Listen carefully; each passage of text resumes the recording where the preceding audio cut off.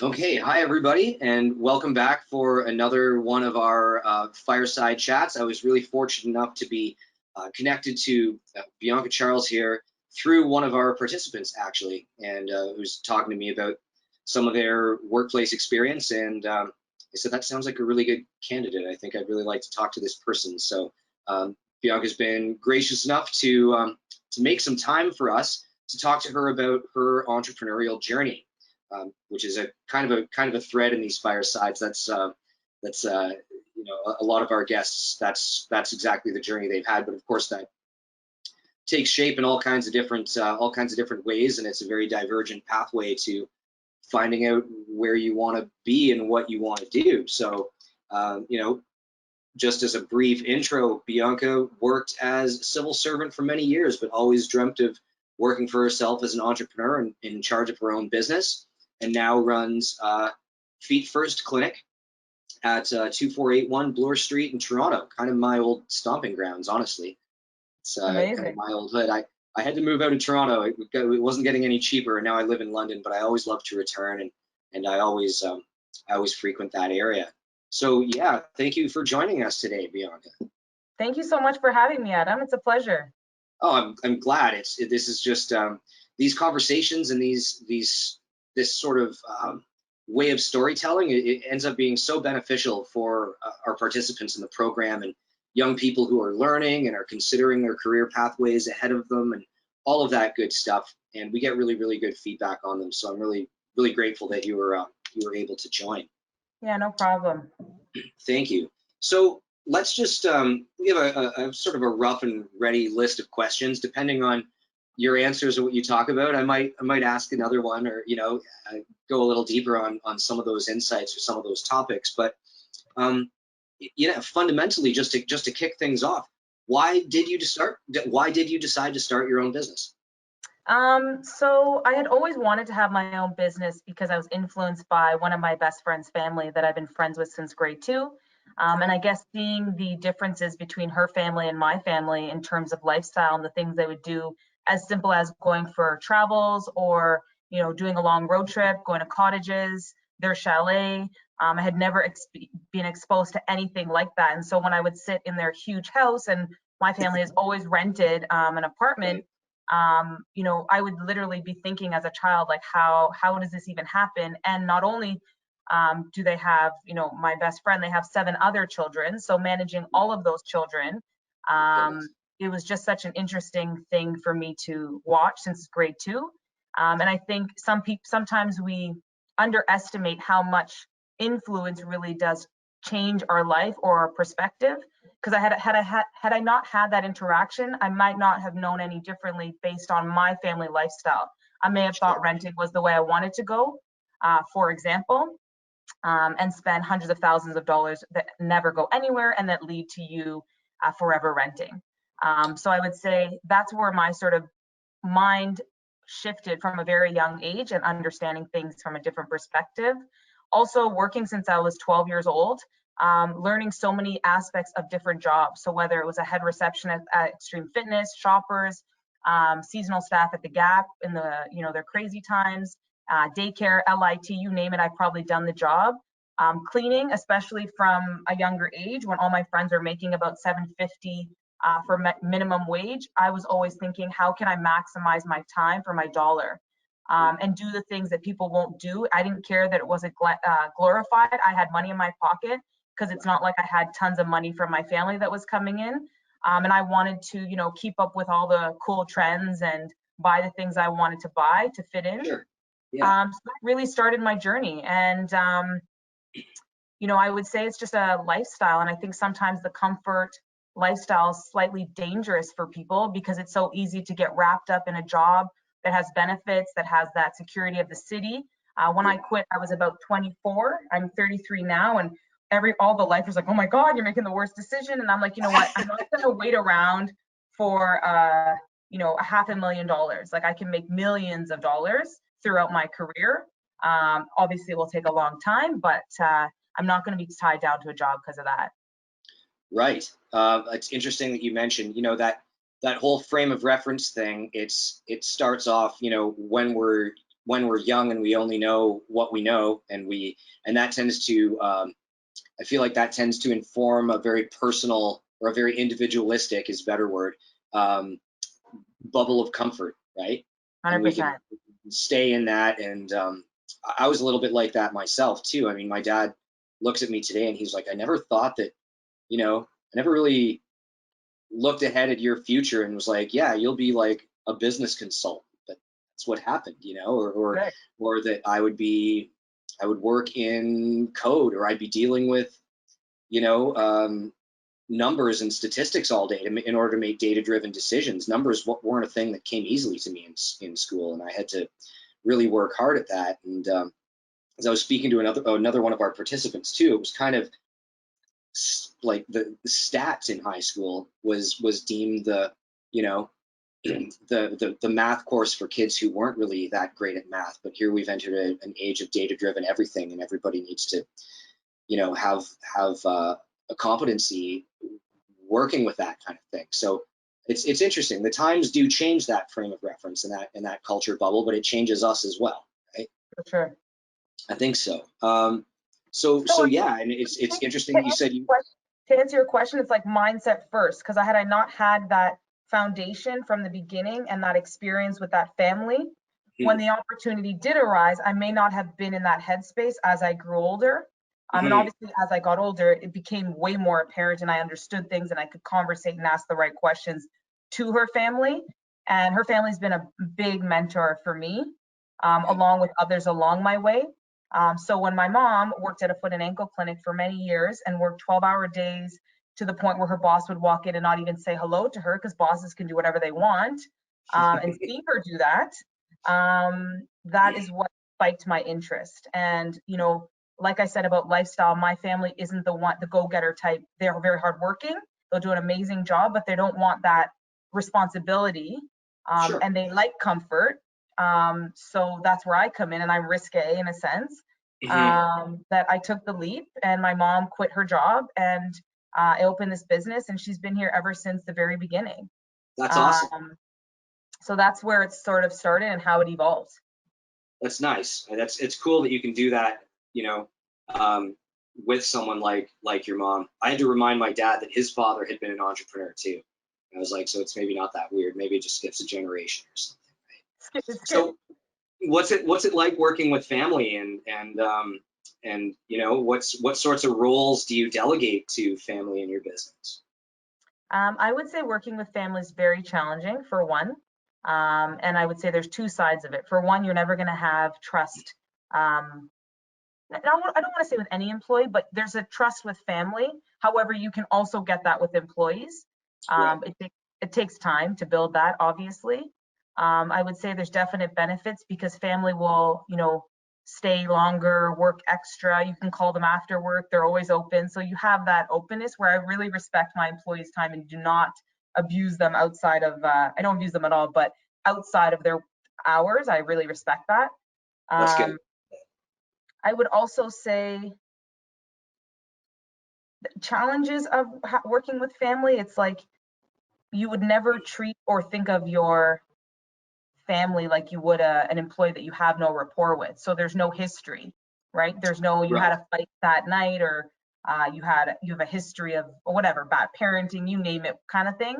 Sure. So whatever that past is, it sort of comes forward regardless. And sometimes I feel like if you're not aware of yourself, and in control of your emotions, sometimes stuff just comes out. And dealing with that communication is very challenging. However, I'm a big communicator, and always dealing with even the smallest of things to sort of nip that in the butt so we can progress the next day. Yeah. But it's constant. Okay. But I'm blessed to be able to work with my mom every single day. Yeah. That's really great. That's really great. I want to talk a little bit about, the work that you're doing now, but I want to start before that. I also used to work at the Gap. Interestingly enough, we didn't talk about this. We didn't talk about this before, right?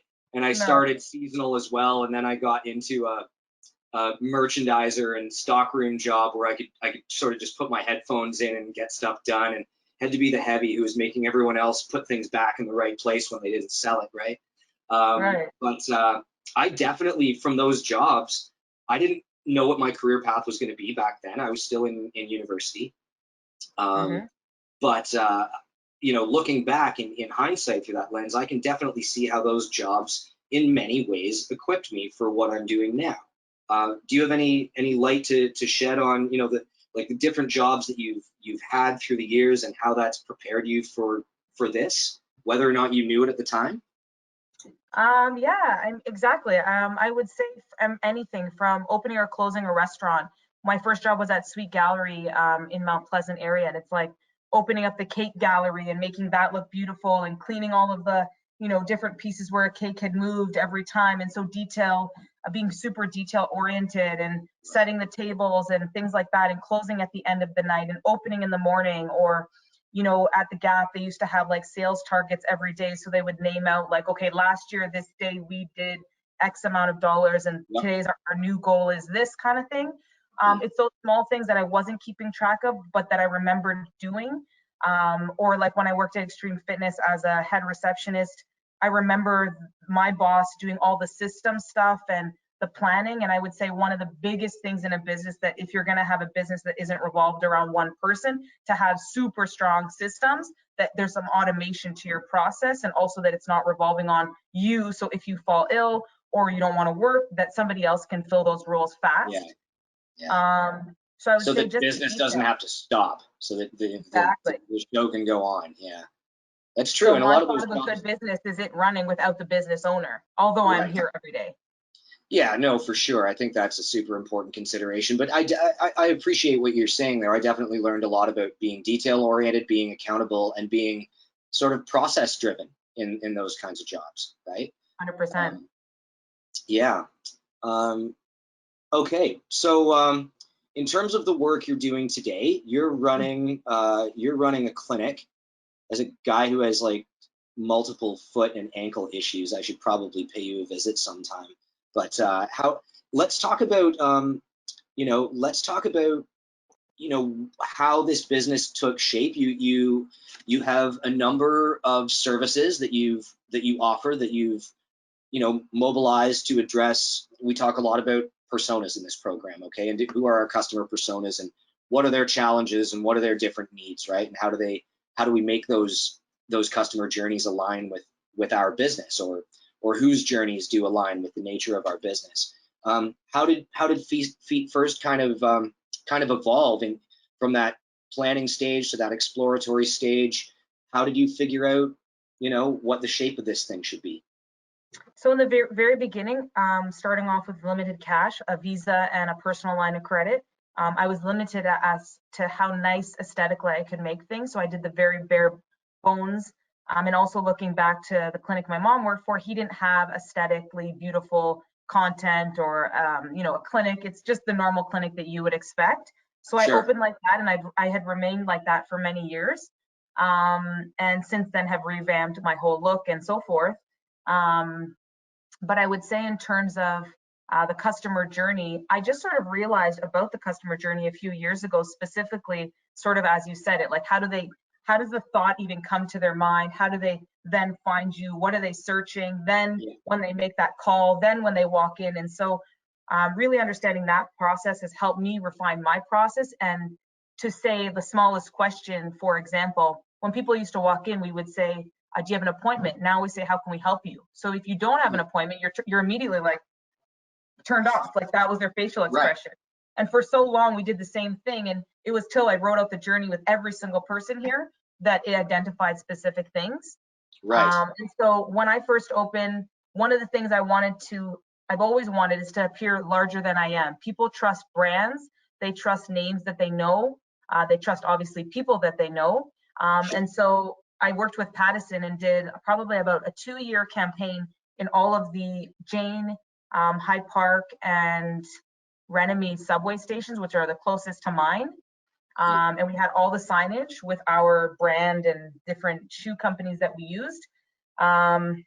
When I first started, I thought shoes were the way to attract people to this business because people love shoes.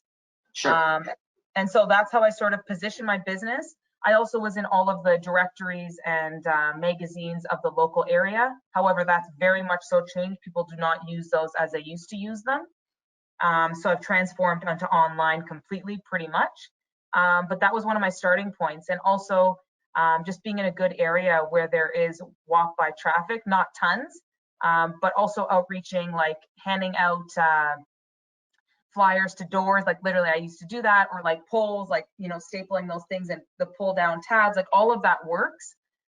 So it was just, how do I get out there and fast? And I did mail outs in the very beginning. And so I would say that was my beginning journey as to how it could attract people to come into the business. Okay. And which of those tactics did you feel paid off the most at that time when you were just trying to break in? I guess I would say Pattison at that time, very, very beginning. Okay.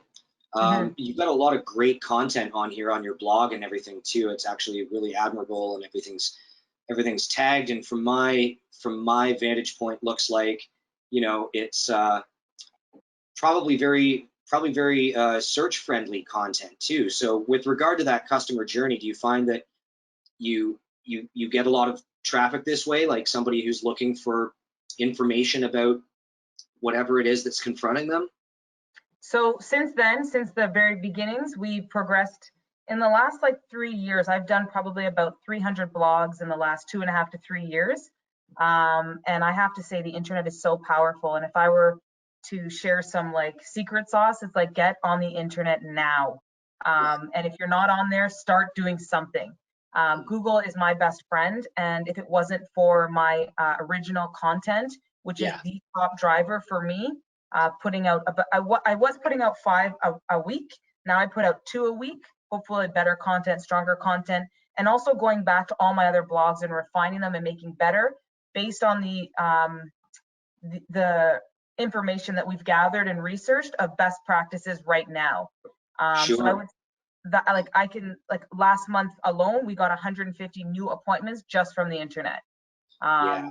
I've So it's spoken to that strong. elsewhere in the program too. Like, it's important to publish content, but you also have to go back and make sure that you're updating that content if there's new news, and you have to invest that time and effort in making sure that it stays relevant, in Exactly. protecting your investment in content, right? Yep. So, and then in terms of social media, I would also say when I first started, I always want to be cool. It's like one of my like things as a person, like I think I'm so cool. But you know, not having a lot of followers, it made me feel like, you know, maybe that's going to be perceived to the outside world as they're not credible, or, you know, they're not cool in terms of my secondary demographic that we focus on. However, I have a total mind shift. And what I can say about social media is it isn't just about how many likes you have or followers you have. I do think content should be beautiful. And I think that content should have a flow for a good business. Because when you look at, you know, 10 strong businesses, you're going to see beautiful content. Yes. It's about the consistency, and it's about being on many platforms, in my experience, that will turbocharge your appointments or whatever you're trying to sell. So it's like doing a lot of little things to get what you really want. And I have to say, I've never had these 150 new appointments come in from online ever. Amazing. Yeah, Mm-hmm. you have really strong content on here too, and it's true, like the consistency thing, as you say. It's, you know, you can have 9 great pieces of content and then 1 mediocre piece, and it just seems to drag everything else down. Just like, you know, lowers Yep. the standard of that content in the audience's eyes. Yep. So I think that's very true as well. No, it's really great content, and I love that you've invested strongly in that Like kind of that's my content. website for right now. That's my 4th iteration of a website, and we're currently revamping it right now based on having better technology to understand like what are people doing. And even right now, I have something set on my website to say like where are people clicking? What are they Hmm. doing? And so we watch this little mouse go place, kind of creepy, but it's Yeah. super helpful when it's like you actually have facts on why we're doing stuff, not just because we like it or we think that's the best way to do it based on information. Yeah. Were you using Hotjar for that, or what are you using for that? I'm not sure. I'm not doing it. I forget. Yeah. Joe, who does all my marketing, he's set that up. Joe sounds like a smart guy. He's a very smart man. That's because that's what I'd be doing too. Using those tools. We talk a lot about using those kinds of tools and how they can, you know, even something that's free like Google Analytics can yield very powerful and meaningful business intelligence and business insights as to, you know, what is engaging your website users and how are they moving through the site, giving Right. you insight into what stage they're at in that customer journey. Are they, you know, kind of aware they have a problem but just educating themselves, or are they actively vetting like a short list of solutions providers that they're going to do business with one of them, you know? Right. So yeah, with these, in terms of all of these services, is this a list of services that's grown, or have you focused in on these services, or how did you decide that this was going to be your suite of service offerings, and do you think that's going to change one day? The services have remained the same since I opened, actually. Okay. The scope of chiropody is pretty the same. It doesn't change that much. And so I don't see it changing drastically. Maybe bringing in shockwave therapy, for example. I'm toying with that thought. I have a video gait analysis room, which most clinics don't. I've had that for about 6 to 7 years. And that just shows the actual patient what their gait looks like and allows them Yeah. to understand how to improve it versus us just watching them walk and telling them. It's like, it reinforces to say, look at yourself. Yeah. Hit home. Um, I've been really? that patient. I've been that patient with the whole infrared gating thing, and yeah, like my arches collapsed when I was really, really young, and it Right. totally affected the way that I was walking. And then I couldn't understand. This is going back a number of years now, right? But couldn't understand why my pelvis, my hip joints were just starting to grind and grind and grind if I went on a 45-minute walk. And I'm thinking, Right. I'm otherwise fit and 20 years old at the time. Like, why is this happening? And I needed Right. orthotics. 100%. Some Yeah, people do, some people don't. It's not for everybody, but they do work. Some people have these myths and these things. It's like, listen, pull out any right. insult from a shoe and it's crap. Like, there's nothing Yeah, to it. yeah. So what's supporting our body? Yeah, I sold enough shoes and hiking boots and things like that too, and I always advise people, I'm like, don't end up like me, like get a good insole in there, get Yeah. something in it, even if it's not custom. And I think what happened to me was because I didn't grow very quickly, and the shoe market for children, they just cut down an adult insole in those factories and stick it into a child's shoe, the presumption being that the child isn't in the shoe long enough for it to actually make a difference anyway, but it did make a difference for me. My It arches really does. collapsed when I was pretty young. Right. They were like, oh, it's just growing pains. No, apparently not. Totally. No, not growing pains. You're working 100%. with a number of great brands. Like, uh, yeah, like I've fallen in love with my Clarks and my Birkenstocks and my Sauconys for sure. Sauconys are my runners. How do you go about as a vendor? How do you go about um, brokering these, leveraging these brands? How do you are those connections that you need to make sort of with the brand at a high level, or do you tap into sort of a supplier, or what does that look like for your business in So in terms the of? very beginning stages, I had them from the beginning, and it was easier then for a foot and ankle clinic to get affiliated with brands. Now, I think it would be a bit different getting in the game now Hmm, for some of them that aren't orthopedic specific. I just literally reached out to the brand and said, hey, like I want to open an account. right. And it was a pretty smooth process. I didn't know anybody or anything. There was no connection. And I've upheld all of their rules of pricing and sales and when not to do it and how to advertise and so forth. I take those relationships super seriously because at a dime they could take that account away from me Hmm. um, for no reason if they Right. wanted.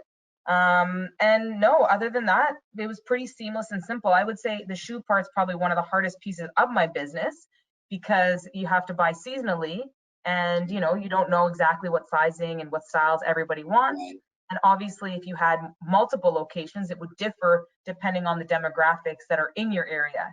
In my Sure. case, I would say we've gotten to know it after 11 years. However, it's still a challenge for sure. How would you describe in the demos that you deal with in your area then? So my primary demographic, her name's Erin, and she's between like 40 and 60 years old. And we've really narrowed down who our primary targets are, and that's Erin, who has children, has a husband, or whatever, and brings her parents because she's sort of the spearhead for the family. Mhm.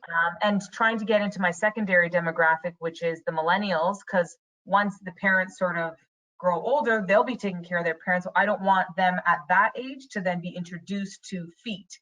My whole goal is to make feet an everyday thing, like you would think about your teeth or your eyes. Like when something's going wrong, you're going to check that out. Feet, you're like, next year, no big deal. I'll suffer through the pain. It's normal. Uh, So trying to change the thought process. yeah, it's so true. You only get one pair of feet. You only get one pair of knees. I've managed to mess mine up super badly. I actually spent 10 months walking with a cane last year. After a pretty bad accident, I broke 3 bones in the middle of my left foot, and it just made everything about life so much harder, right? 100%. And I actually did know about this stuff and did value this stuff, but I had to go and do the whole therapy thing. But I think that people tend to take them for granted, especially Sure. if you haven't had that life event that really forces them to take it seriously yet. But that doesn't mean that they shouldn't, just the same. Exactly. Yeah, that's cool. So, Aaron, speaking of Aaron, you've done your persona work. I have. Yeah. So, with regard to a couple of questions that I've gotten from various participants in this cohort and others, things like, well, how important is that really? Like, do we have to do the persona exercise? Like, my client says that, their business is really just anybody who is willing to buy their products or services. And my answer is always like, it's not specific enough. So can you tell me how that exercise has better informed you as a business owner, and how it's made your business more effective and more profitable? So I was that person that would have said everybody needs our services up until 3 years ago or 2 years ago. So it wasn't long ago until I met with these two ladies, and they were working for me part-time on the side, and they introduced me to the whole journey, customer journey and everything. And that's where it all started from. And brand guidelines. Who knew about brand guidelines? So key. Yes, very My much. gosh. Now, those are the things I would do from the beginning, if I knew, but I didn't know. So I would say, why are they so key? Because you're specifically tailoring content for those people. And then you should have a secondary or maybe a tertiary, whatever. But you're specifically speaking to that person, and if you know how to speak to her, then it's going to resonate with her or him or whatever. Yes. And I think knowing if it's him or her and the age, that does matter too, or how much of which one also matters. Some participants right now are going to be like, oh, he totally told her to say this stuff. No, man. Honestly, you need it now. Figure it out. And I would say that was just lack of education. I never was trained for this position. So through experience, I've gotten smarter for sure. And I have to say, just if everyone has a specific focus and a pointed goal, it's way easier for us to succeed versus taking care of everybody's needs. It's impossible. Yeah, no, that's true. And we have to sort of keep our eye on where the smart money is, right? It doesn't mean that we're not going to serve anybody else that walks through the door, but knowing who that prime mover of our business is in terms of our customer is just so important. And that's definitely one of the underpinnings of the instruction and what we try to preach in this program. And the other one is also just, we're all learning by doing here. So it's tackling, we try to facilitate our learning and our we call them challenges in the program, but it's all based on real world problems that need to be solved, and real people who are out there who need solutions to their whatever their personal challenges, whatever their customer journey is. So, for sure. Thank you very much for speaking to all of these things. It's great. No problem. Nicely dovetailing with what we're doing. So maybe can you tell me about a few rewarding customer experiences that you've been the catalyst of, and and either what you learned from those, or what made you feel good, like you were accomplishing your mission, or what did you learn from really being like that customer's hero kind of thing? I would say about 2 or 3 weeks ago, I got a call randomly from this lady who didn't want to take too much of my time. Doesn't know that I'm the owner when I'm working here. I'm not like, you know, hey, I'm the owner. I'm just an employee here, so it seems No to everybody. crown on your head or anything? That doesn't do anything for me. Yeah. And so I get down and dirty like everybody else. And I was literally just sizing her for a pair of shoes, but I'm very patient sometimes when I need to be. And I'll make it seem effortless going up the stairs literally 20 times, bring her 20 different shoes is effortless for me as well. And just literally putting the shoe on her foot, tying it for her. People of, you know, sizes, ages, they get flustered, they get, you know, they have different foot condition that don't fit properly and easy into shoes. So they're already have this like connotation that they're not going to find a shoe. So anyways, it was my mission that day to help her find a shoe that properly fit her. She then called me to say she's never received service like that ever, and she will definitely be referring her friends to me. Right. So what was so rewarding for me is just in that moment, it's just super genuine of me to do that, knowing my customers, their needs, observing their needs in that very moment, seeing that bending down and tying her shoe, I don't want to lose the sale because she's getting hot and flustered and frustrated. So I'm going to mitigate those issues. I'm going to get on my knees and tie your shoes, put on my gloves, whether their feet are smelly, again, seeming normal, because you have to put on the face. And you know, and to get that call literally made my day. And it's as simple as that. It's not like it was a game changer or anything like that, but it's those little notes, or like, you know, even to get a call from one of your participants, sorry, a note saying what a great boss I was. You know, it's not many times people are like, hey, you're doing a good job. I'm the person saying, hey, you're doing a good job. Sure. So I would say that's another reward for my employees, because it's not just my clients that I'm trying to impress. I want to impress my employees and be here every day, maybe not every day, hopefully one day, but to motivate them. And it's like, I got to bring it for them to want to bring it. You know, I don't come in with a shitty attitude or like laxy schmax, even I'm tired, makeup on, and here I am. Yeah. And so, you know, also impressing my employees is very important to me, and making sure their days are good, because if their days are good, my customer days are good. And in the end, my day is going to be good too. So it just doesn't just transcend for customers. Yeah, you're being that effective lead. You can tell when you get that feedback that you're being an effective leader. I don't know how much the ratio differs when it's getting feedback from an employee or getting feedback from a customer, but I always feel like, you know, people are more inclined to give you feedback when they've got something kind of negative or constructive to say, right? And for every person that actually comes forward and says that they had a wonderful experience, there's, you know, 99 others who also did but just didn't say anything. Right? And even small as, you know, 2 days ago, I was at the counter. I booked a guy over the phone, and he said, you know, you're so professional over the phone. And I take pride in having that conversation, because that's part of my booking process. Also emailing, going above and beyond. Yesterday, when a guy's looking for a Birkenstock insole and Birkenstock in Canada doesn't supply that. Anyways, explaining that, calling a random store that I get no commission from to find it for him. I didn't find it for him, and I just said, I tried this place, they're closed. Try this place when they're open. He emailed me today saying, hey, could you get this insole? So just showing them that even though I can't help you, I'll still show you where to get help. People remember that. It's all about experience and how you make people feel. When you're here, I'm not like, I need the sale, I'm never desperate. I feel like givers gain, and I was in a BIA morning meeting, and that's their slogan, givers gain. And it has stuck with me for the whole 11 years I've been here. It's super powerful. Like, people will never forget how you make them feel, but they will remember at 6 o'clock when you're closing, you're rushing them out the door because you have somewhere to go. And so part of my thing here is like, no one's rushing anybody. Like, we're here, no problem. If they're in, they're in. If they're not in, you're not coming in. Right.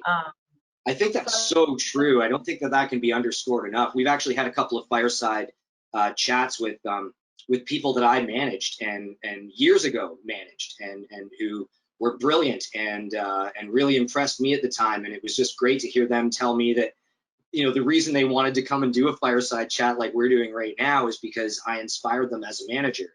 And, you know, one even said, he was like, I should have told you at the time, but like, I've never forgotten the way that you made me feel. Right.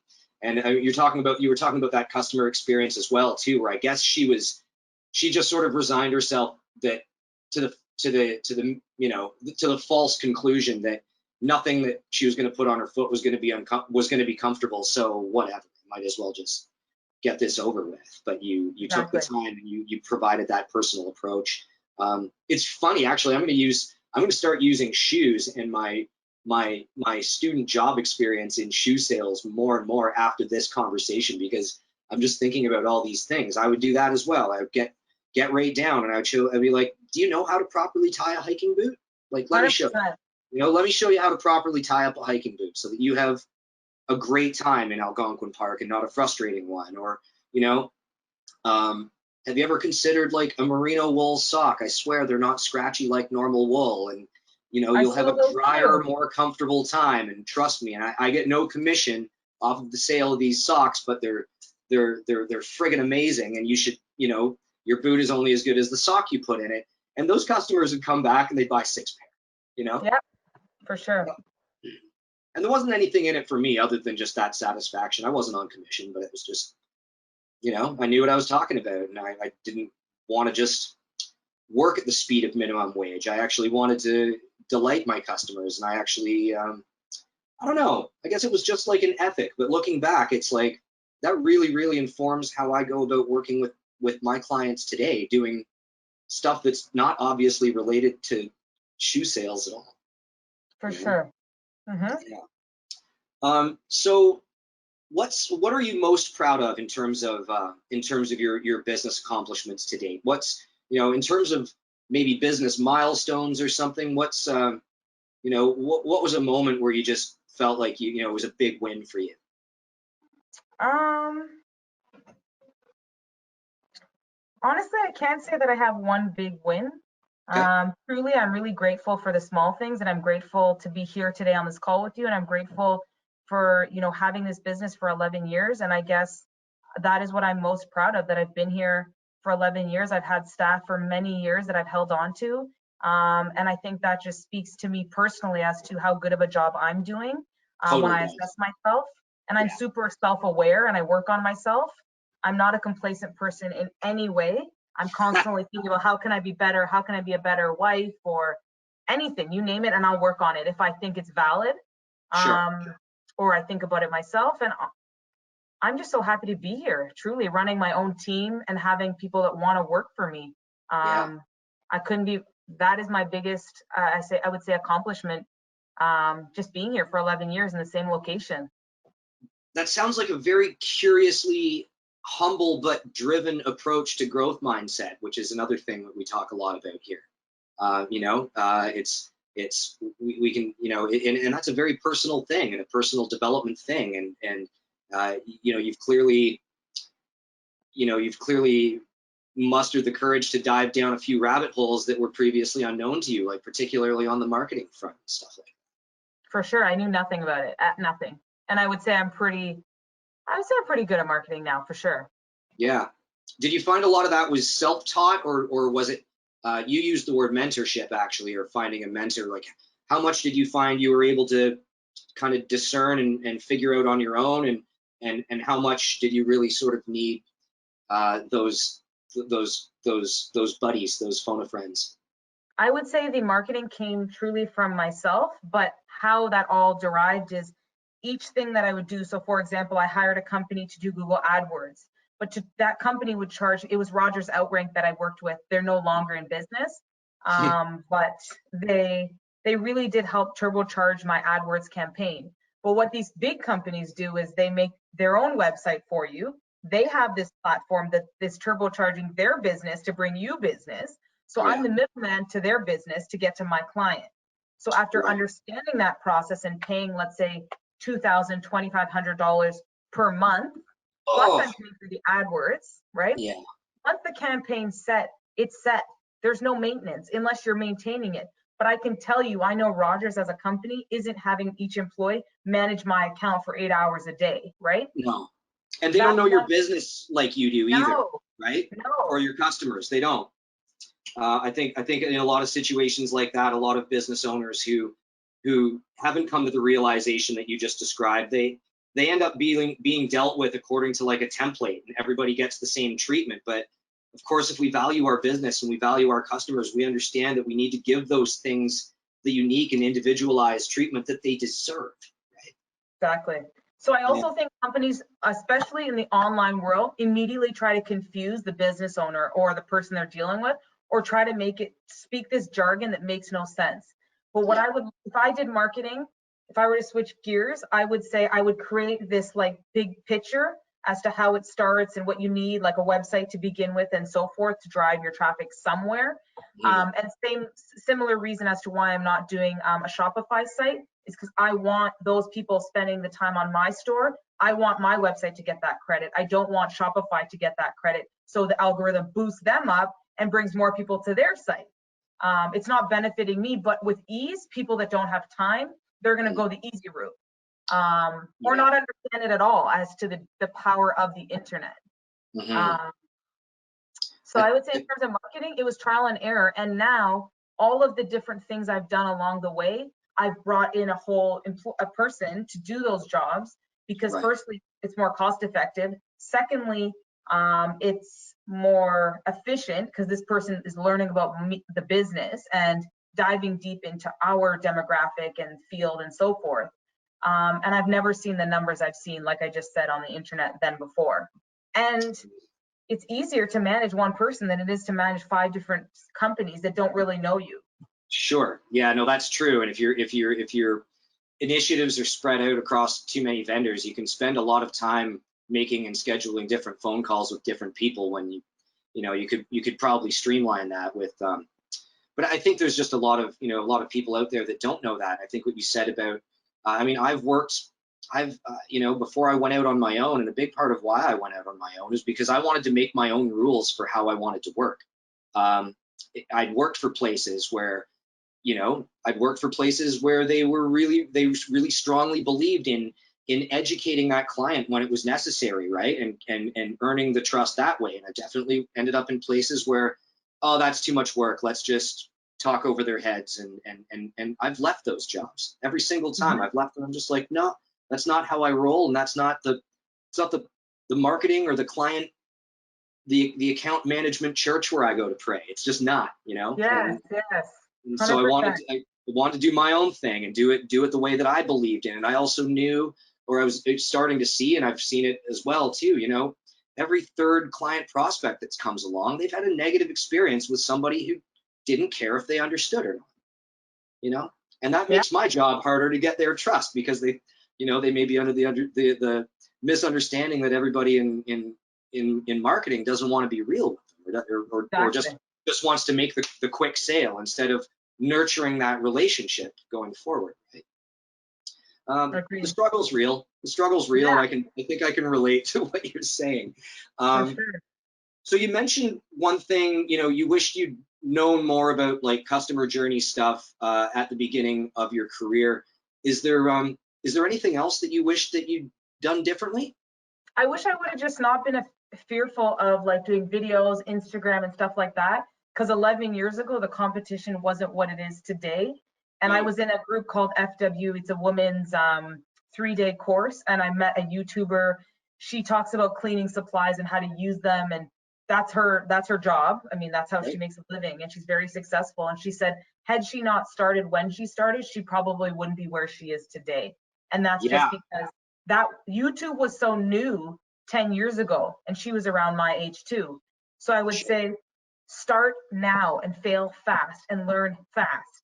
Don't wait till you have this like proper business that looks amazing. I think I have a good looking business that is picture perfect. Use your editing skills. Get someone that can edit it. Post that now.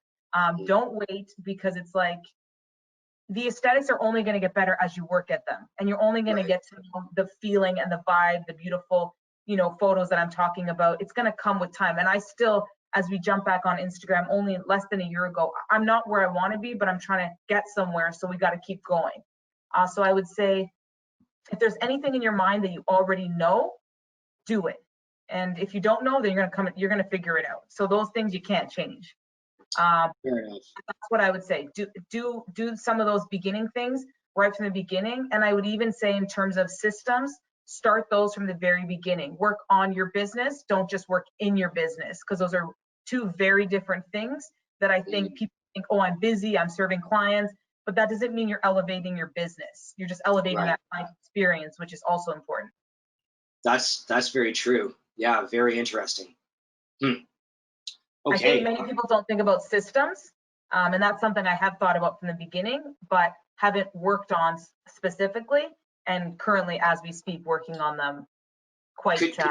Could you give us an example of what those might be as as they pertain to your business? Are we talking like supply chain management or what, what are those various So systems? even simple systems. So for example, I'm like, if I were to get COVID in this right now situation, I'm like, what would I do?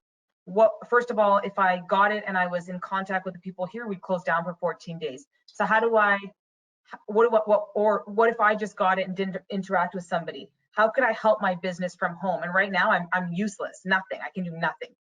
I can't answer the phone, I can't answer an email, I can't attach to the system unless I'm here. So right away, I'm thinking I need to change that system to be able to connect in so I could take care of all the phone calls, all the emails, and that already would eliminate, a lot of things that happen here. Right. Or I have a lot of things that are still manual, so I want to put those good systems into a online system so that anybody can access that, or that I could help a customer over the phone, not even being in this specific location. So that's what I mean specifically about day-to-day systems that I think are super important, that regardless of your old school, new school, because I'm kind of old school even though I'm young. I like that paper, I like that kind of writing down stuff. I don't know why. I feel like the internet's going to take my stuff one day and never come back. I think it's important to have those from the very beginning. Yeah. So, I mean, with regard to sort of that question about, well, what if I get COVID, is that we're really talking about like creating a plan for something before we have to be crisis oriented about it, right? 100%. I'm always reactive, even right now, kind of like I just described, even though I didn't get COVID, thankfully, yet. Yeah.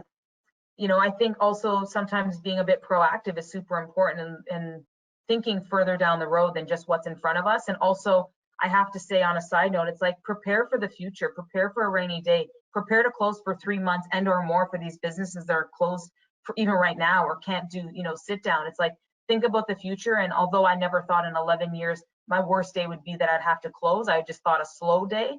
I never thought this would happen. And it's like, it's important to take your business money seriously. And I don't treat my business money like my personal money, or like I need something I just dip in there. I never do that.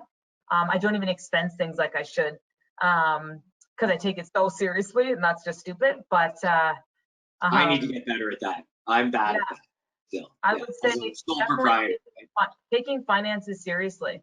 Yeah. So do you mind telling us a little bit about how COVID affected your business and what you did to respond to that?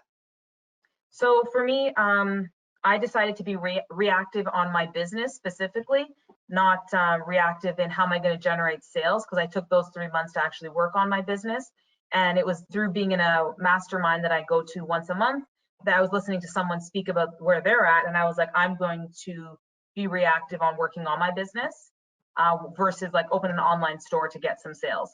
And so I took those 3 months, came to work every single day being closed, and just worked on stuff like manuals and things like that I never had time for. And for me, that was the best decision that I could have made, because I'll never get, hopefully again, 3 months of like just time to work on paperwork stuff. Uninterrupted time, right? Uninterrupted, exactly. Yeah, yeah, I feel that too. A lot of stuff,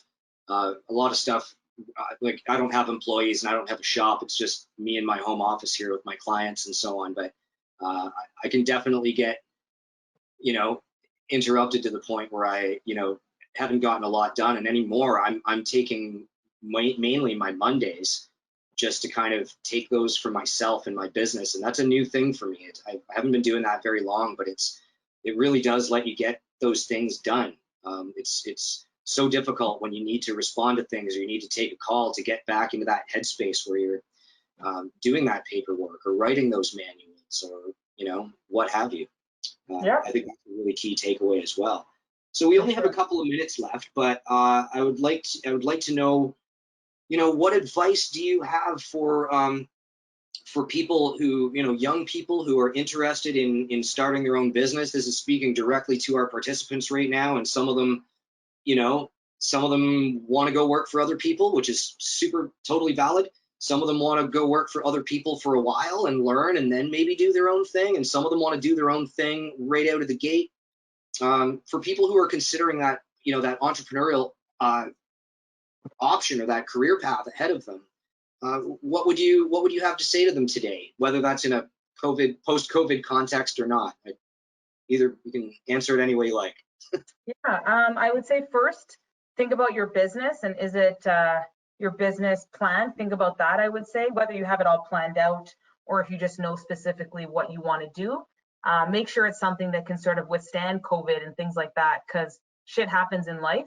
I would say also just having a hungry mentality, hardworking mentality. I rarely meet people that are hungry and above and beyond and blow my mind. So I would say that in and of itself will not only set you apart if you're an employee for somebody working to get to your next milestone of opening your own business, but you're not, I mean, you're going to get there, but I just think it goes that much, I would just say it's that much more powerful for you if you already are starting to like work out that lifestyle and bring it into who you are as a human. Because although I've been here for 11 years, I still show up and act like an employee. I take my 3 weeks vacation. I don't abuse my own power because I'm not really where I want to be, and that's not coming to work at all and just having this thing work for me. Right. So I would say your mentality and outworking anybody is something. There are many people that are smarter. I don't have a university degree, to be honest. And I would say I wish I had more background in that kind of stuff, but I just didn't care. I just want to work and make money. And I would say get your knowledge while you can, and you can always go back. It's never too late, but get it now so that you can really focus on wherever you want to go. And don't be afraid to get down and dirty on any job, because when you have a business, it's not just this glorified thing that you walk into and it's all done for you. It's cleaning the baseboards, it's washing the toilets, it's managing everything. It's not cute. It doesn't feel good sometimes, and it doesn't feel good to wake up every day and do the exact same thing. But what I can say is consistency is key. And if you do the same thing every day, you are going to get a good results for sure. And don't be afraid to ask for help. Don't be afraid to try things that you've never tried before and fail. The moment you fail, you have your emotional stuff for a day or no more than a day. Get your ass back up. Go back and do the same thing, try again and try and do it better. Yeah. Because the more I fail, the better I succeed, to be honest. Mm-hmm. I think you've really touched on a number of great points about building a great brand. And like you say, sometimes those jobs, they're not the fun jobs or anything, right? But it's everything. One thing I say a lot in this program is that your brand only exists in the hearts and minds of the people it touches, right? So if you're not doing those, if you're not holding yourself accountable to that level of consistency, and you're not willing to roll up your own sleeves or something, it shows and it reflects badly. Your brand is also your sticky front door, or it's your unsalted parking lot in February, or what, it's all of that stuff. It's your 100%. What creates a 5-star experience? People don't even know. They walk in, they're like, oh my God, this smells beautiful, it looks lovely. They're not thinking all this, but it's all it just happened, right? It just happened magically for them. The greeting at the door, the holding your bag, the opening of the door, all of those small things. And for me, like I said, it's the small things that matter, because it makes the day, or it makes the, whatever. Everything adds up and everything means something. Don't underestimate the smallest of thing, because it really does matter.